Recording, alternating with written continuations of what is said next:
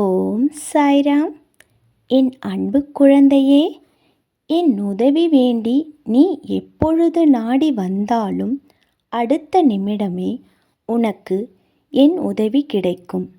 உங்களின் பாதுகாப்பு என்பது என்னுடைய திருநாமமே. அது எப்பொழுதும் உங்கள் நாவிலும் மனதிலும் இருக்குமானால் அவன் எந்த நிலையிலும் காப்பாற்றப்படுவான். நம்புங்கள், நல்லதே நடக்கும்.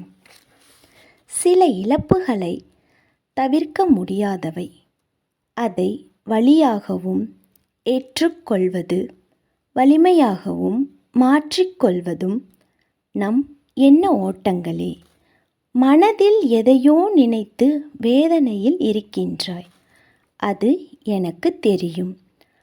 அந்த வேதனையை தீர்த்து மகிழ்ச்சி வர போகிறது. உன் வாழ்க்கையில் ஏற்பட்ட துயரங்கள், தடைகள் எல்லாம் முடிந்துவிட்டது. மனம் உடைந்து சிந்தும் கண்ணீர் துளிகளுக்கு மதிப்பு மிக அதிகம். அதை மனிதர்களிடம் காட்டுவதை விட நீ வணங்கும் இறைவனிடம் காட்டிவிடு. ஓம் சாய்ராம்.